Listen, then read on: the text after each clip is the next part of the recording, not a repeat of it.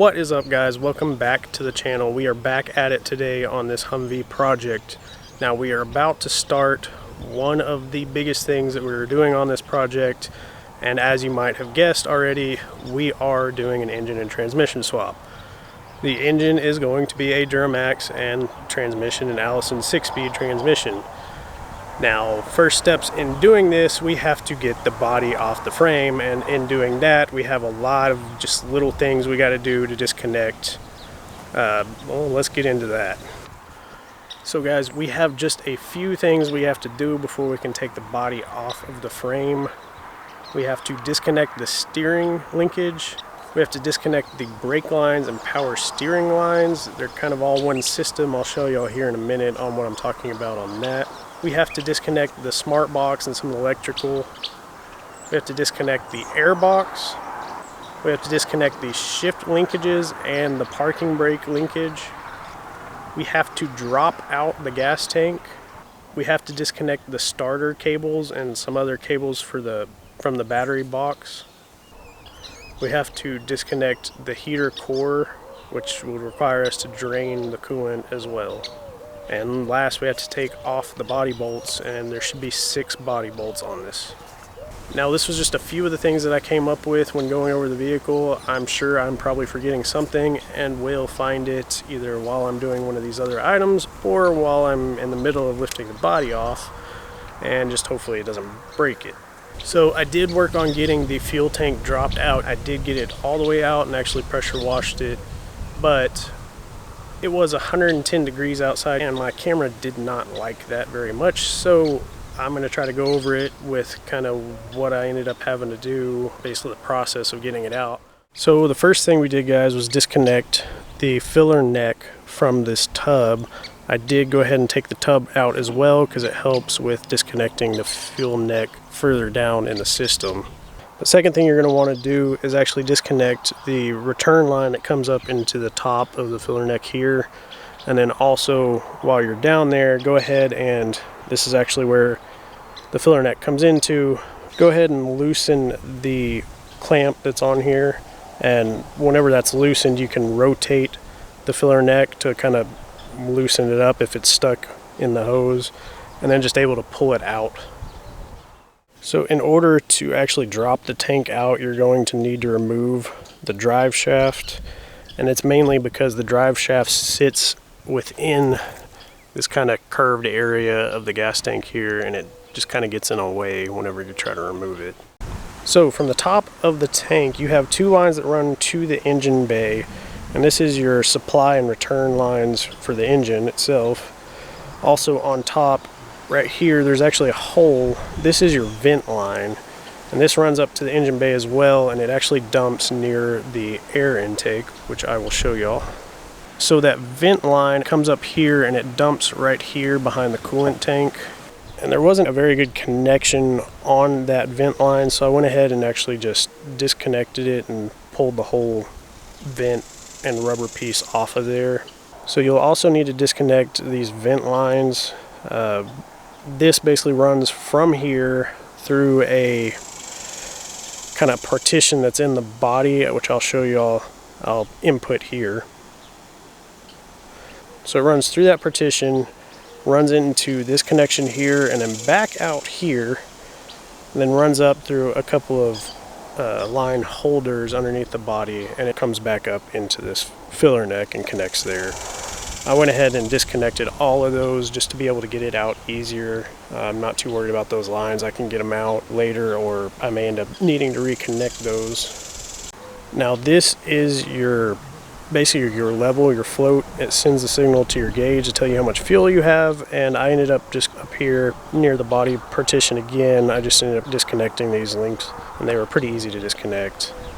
So the fuel tank strap system on this connects to the frame and the body both, and that's kind of the reason why you have to disconnect this in order to lift the body off the frame. But these are basically the strap units on the bottom. This goes underneath the bottom here, and this one goes underneath the bottom in the back because it's thinner. It's just a little connection that fits in there and is able to rotate.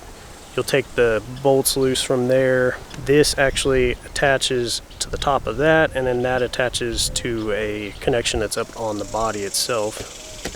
Once that is all disconnected, you can basically kind of wiggle it. This end will need to be pushed over for this filler neck to be able to kind of bend around the frame that's there.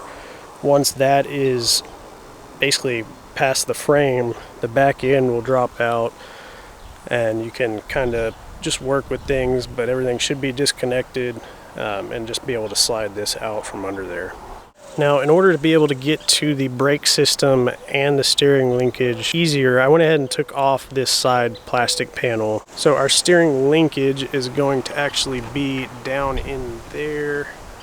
Hopefully y'all can see that. That's the steering shaft, and the linkage is down further.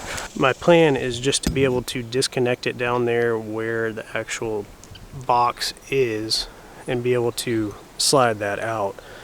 Now, our brake system here has a ton of hydraulic hoses and stuff attached to it.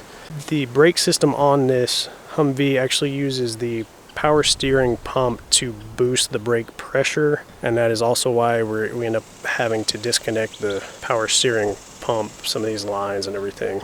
Now, our smart box, which helps start this engine, it is a mechanical engine, but it does use a smart box to help start it.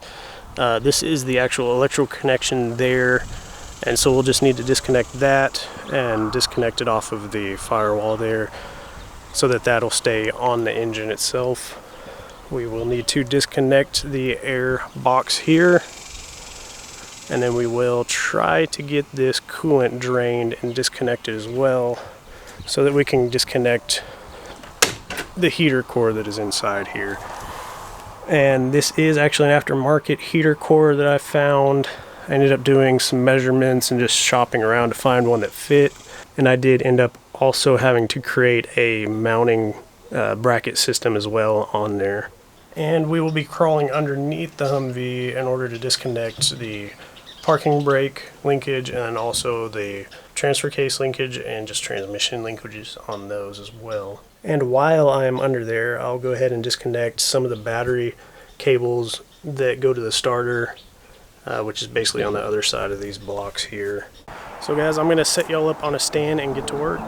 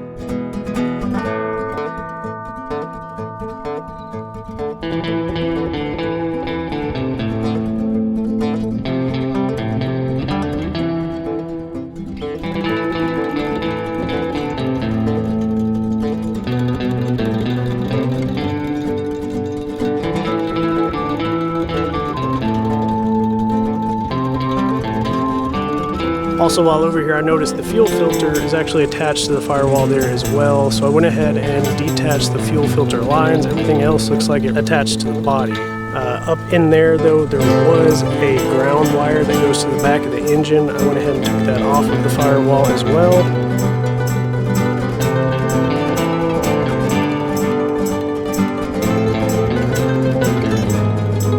Alright, I'm currently working on taking apart this power steering / hydro boost brake assembly. You do have a line that comes straight from your power steering pump into this Hydro Boost for your brakes. It then goes into your steering box itself, but also splits off, and some of the power steering fluid comes up into your fan clutch solenoid here, which allows the pressure to go to the fan and turn on or turn off. I think for the fan clutch solenoid assembly here, I'm just going to unbolt it and move it over to the engine, and it'll stay with the engine and chassis whenever the body is lifted off.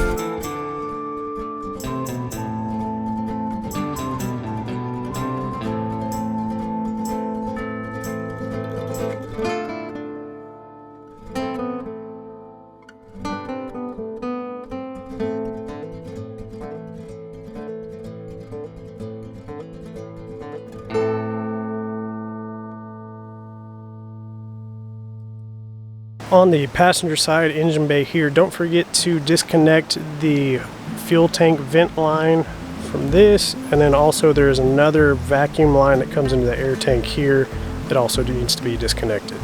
On the inside of the Humvee now, we took the doghouse cover off so we could get access to the back of the engine here.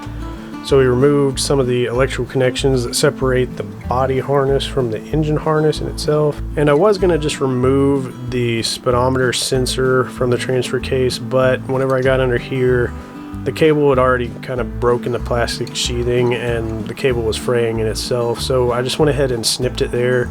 The powertrain that I'm going to put in here is electronic, so it really won't affect that at all. I won't need the mechanical cable.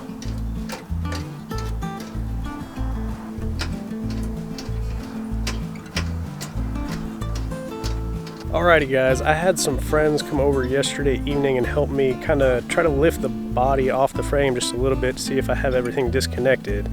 Now the people on the passenger side said that they felt like it was snagging after lifting it up a little ways.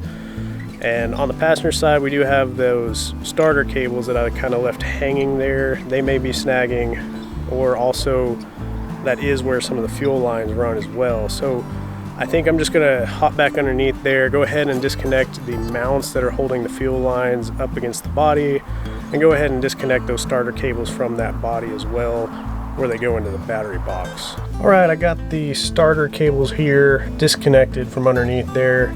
For those that y'all don't know, the battery box is actually just under the passenger side of the Humvee here, and those are connected back behind this plate here and this post here as well.